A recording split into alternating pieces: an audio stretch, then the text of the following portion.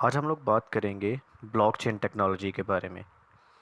अब blockchain technology की अगर बात करें तो सबसे पहला क्वेश्चन जो हमारे पास आता है कि ब्लॉकचेन टेक्नोलॉजी इटसेल्फ है क्या चीज़।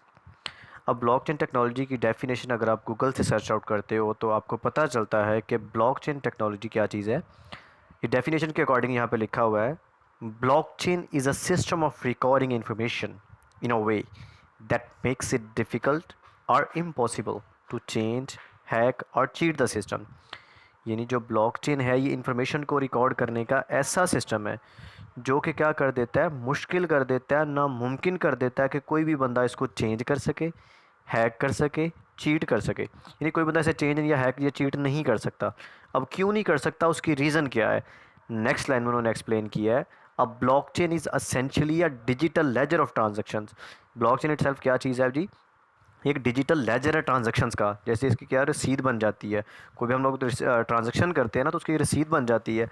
फिर उसका क्या होता है, दैट इज़ डुप्लीकेटेड, फिर उस रसीद की या उस डिजिटल लेजर की डुप्लीकेशन हो जाती है, उसकी कॉपीज़ तैयार हो जाती हैं एंड डिस्ट्रीब्यूटेड, और वो डिस्ट्रीब्यूट हो जाती हैं कहाँ पे, across the entire network of computer system on the blockchain. यानी जो ब्लॉकचेन के ऊपर पूरा कंप्यूटर सिस्टम है वहाँ पे उसकी कॉपीज़ जो हैं वो डिस्ट्रीब्यूट हो जाती हैं। अब ब्लॉकचेन के हम ये तो समझ आ गई कि क्योंकि इसकी कॉपीज़ हर जगह पे डिस्ट्रीब्यूट हो जाती हैं, इसी वजह से इसे कोई बंदा जो है वो चेंज नहीं कर सकता। अब ब्लॉकचेन की अगर बात करें तो ये कॉम्बिनेशन है दो वर्ड्स का। सबसे पहला वर्ड कौन सा है, ब्लॉक, और दूसरा क्या है, चेन। यहाँ पे क्या है, अब हर ब्लॉक के अंदर इन्फॉर्मेशन सेव है। अब ब्लॉक चेन की अगर बात करें तो चेन में हर ब्लॉक दूसरे से कनेक्टेड होता है, जुड़ा हुआ होता है, क्योंकि ब्लॉक्स की चेन है ना। जैसे ब्लॉक नंबर 1 है तो वो 2 के साथ भी जुड़ा होगा, आगे 2 की बात करें तो वो 3 के साथ जुड़ा होगा, बट कैसे जुड़ा होगा, इन्फॉर्मेशन के साथ।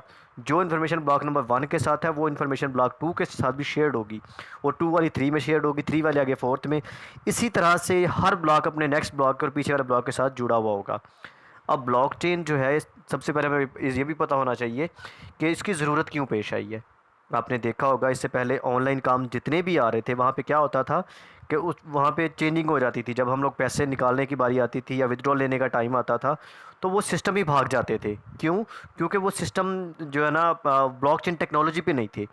उन सिस्टम्स को जो है ना वो चेंज करने के लिए, उन सिस्टम की सेव करने के लिए ब्लॉकचेन टेक्नोलॉजी पे लाया गया, ताकि ब्लॉकचेन टेक्नोलॉजी उन सिस्टम को सेफ़ एंड सिक्योर कर दे, उसमें कोई बंदा भी चेंजिंग ना कर पाए।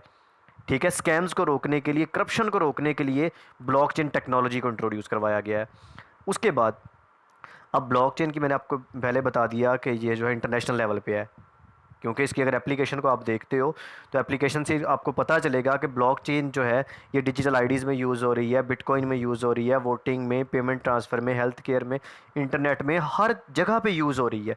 और जो चीज़ हर जगह पे यूज़ हो रही हो, इवन हर फील्ड में यूज़ हो रही हो, वो इंटरनेशनल लेवल पे होती है। जो इंटरनेट की बात करें तो इंटरनेट तो इंटरनेशनल लेवल पे है ना।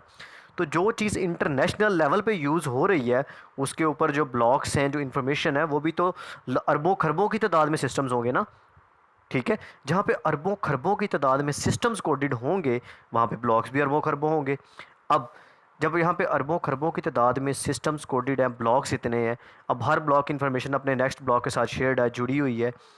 अगर एक ब्लॉक को चेंज करना तो दूसरे को चेंज करना पड़ेगा।